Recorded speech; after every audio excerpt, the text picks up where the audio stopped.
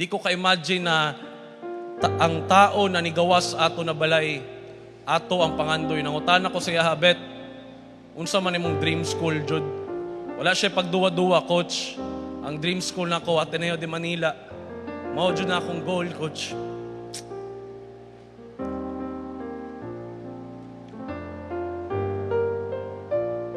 So kato, idungag lang nako. Before me niadto palarong pamansa, ni champion mig Davraa. Sa Davraa, naka-earn me og incentive na 10,000 pesos. Naibalaan po nako, nakatong 10,000 pesos na to. Yatag niya siyang family. Kaya para ma-accommodate, siya na i-renovate ang atong balay.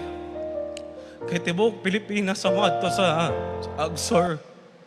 Dagag mga parents, mga parente sa mga gikan diri sa Ateneo de Davao, dili makabuk og hotel.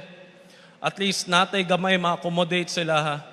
Which is nadayon jud naka-accommodate jud sila og pila ka parents na napastay nila sa sa ilaha. So ato siya kabutan. So karon gusto nako i-discuss sa inyo tanan ang mga remaining days na nakauban ako si Bobet. June 4 niadto mi sa Manila na timingan kay nakoy event sa Manila pagka June 5 unya ambot pagbuot siguro sa Ginoo na June 4 wala gituyo, sabay mi og flight padulong Manila.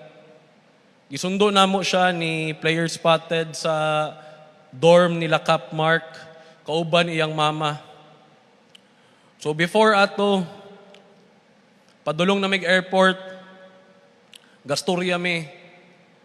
Kay iyang mama night before nipalit og 20 or 10 kabuok na jerseys ni Bobet. Kay gusto niya ibaligya. So niingon si Bobet na ayaw kabalaka hawdon ako dito sa Manila. Kay kung hawdon ako dito sa Manila, mas daghang jerseys mupalit sa imo.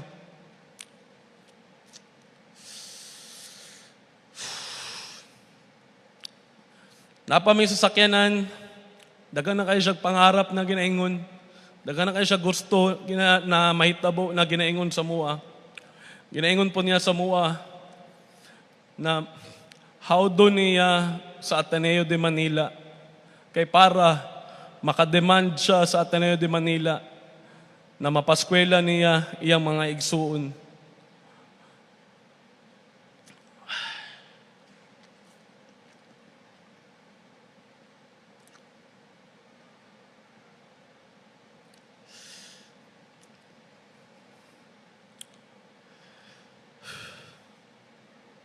So karon niabot namin sa Manila, June 4, giatod na ko siya sa Ateneo de Manila sa dorm.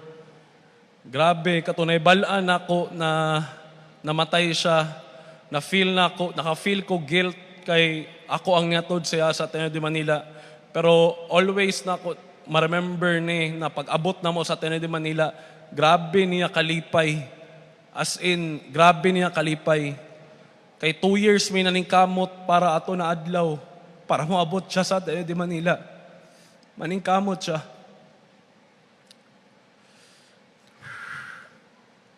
So nag-practice siya sa Ateneo de Manila, naka-practice siya dito. June 4, practice diretso. 4 to 6:30 ang practice. Grabe niya ka energetic, grabe niya ka excited, grabe niya ka hyper. Dili na ko mabilang pila ka dunk ang iyang gibuhat sa practice. Sa sobra niya ka hype, sa sobra niya kalipay. Nanana siya dito. So after ato, before ko ni Hawa, anak ko siya na bet, kaon na lang sa ta para at least pag uli ni mo sa dorm ni mo karon busog na ka. So nagkaon mi, after na mo nagkaon, niyagi mi og 7-Eleven para makagrocery siya sa iyang nasa'y extra food pagutumon siya sa kadlawon.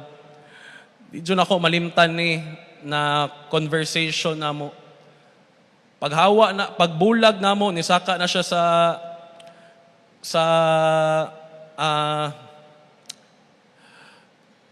pasaka na siya sa burag bypass dito. Ang ingon niya sa kuha, Coach, dili ko muulig Davao for 5. Lipay kay siya ni pag-ingon niya sa kuha ni, Coach, di ko muulig Davao for 5 years. Kay gusto na ko, pag muuli ko, dato na ko. Kay para maahon na ko ang akong family sa kahirapan. Tumoto among last conversation ni Bobet. Bobet, love kay ka na mo. Dili yun na mo malimtan, imong kamaayo. Imong pagka-humble. Ikaw ang among inspiration. Paningkamuta na mo na matuman tanan nimo pangandoy. Love ka na mo, Rene. Forever ka na mong MVP. Salamat.